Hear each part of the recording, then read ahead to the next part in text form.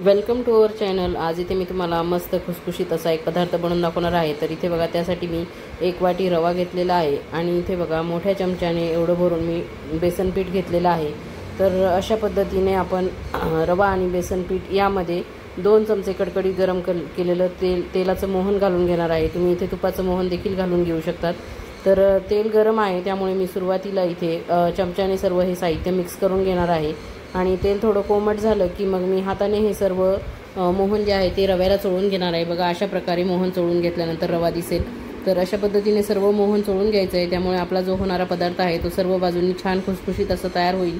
तर इथे बघा, मी पाणी टाकून थोडं पाणी टाकून हे भिजवून घेणार आहे। तुम्ही इथे दूध देखील वापरू शकता जर तुम्हाला भिजवताना दूध वापरायचं असेल तर रेसिपी एकदम साधी सोपीच आहे, साहित्य सगळ्यांकडेच अवेलेबल आहे। तर अशा पद्धतीने बघा, मी जो पदार्थ करते आहे तो जर तुम्हाला करायचा असेल तर व्हिडिओ शेवटपर्यंत बघा आणि आवडल्यास चॅनलला सबस्क्राईब करा, व्हिडिओला लाईक करा आणि सर्वांना शेअर देखील करा। तर अशा पद्धतीने बघा, थोडं पाणी टाकून मी हा रवा असा छान घट्टसरच भिजून घेतलेला आहे। तर अशा पद्धतीने सर्व एकजीव केल्यानंतर मी याला जवळजवळ अर्धा तासपर्यंत भिजत ठेवणार आहे, म्हणजे छान रवा मुरेल आणि तो फुलेल देखील। तर बघा, इथे मी तुम्हाला काय करून दाखवणार आहे, तर माझ्याकडे हे पुरण उरलेलं आहे आणि या पुरणापासून मी छान कडबू असे करणार आहे खुसखुशीत। तर पुरणपोळी खाण्याचा सर्वांना कंटाळा आलेला आहे, तर म्हटलं छान तळलेला कडबूचा प्रकार करून दाखवते। तर अशा पद्धतीने बघा, इथे रवा हा अर्धा तास भिजल्यानंतर मी पुन्हा एकजीव करून घेणार आहे आणि एकजीव केल्यानंतर याचे छोटे छोटे गोळे तयार करून घेणार आहे। तर अशा पद्धतीने मस्त हा गोड पदार्थ मी तयार करणार आहे।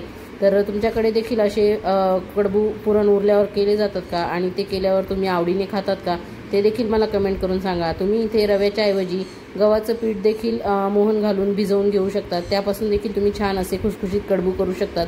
तर इथे बघा, मी सर्व गोळे करून घेतल्यानंतर इथे लाटून घेणार आहे आणि पातळ अशी पारी तयार करून घेणार आहे। तर अशा पद्धतीने पारी तयार करून घ्यायची आहे। तर काही ठिकाणी हे कडबू करंजीसारखे केले जातात, पण आमच्याकडे हे कडबू जे आहेत ना, जे आपण नागपंचमीला दिंड करतो ना, त्याचप्रमाणे याची अशी पुरी लाटून यामध्ये पुरण घालायचं आणि चारी बाजूंनी याला दुमडून घ्यायचं। अशा पद्धतीनेच हे दिंडाप्रमाणेच आम्ही कडबू करतो, पण दिंड आपण उकडून घेतो आणि हे कडबू आपण तळून घेतो। त्यामुळे मी अशा पद्धतीनेच हे कडबू करणार आहे।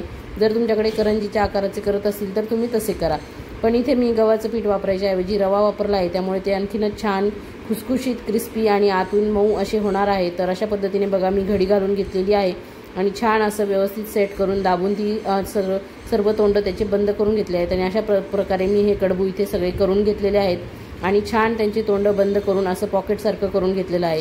तर तुमच्याकडे अशा पद्धतीने करत असतील तर असे करा, नाही तर मग तुम्ही करंजीच्या आकाराचे देखील करू शकतात।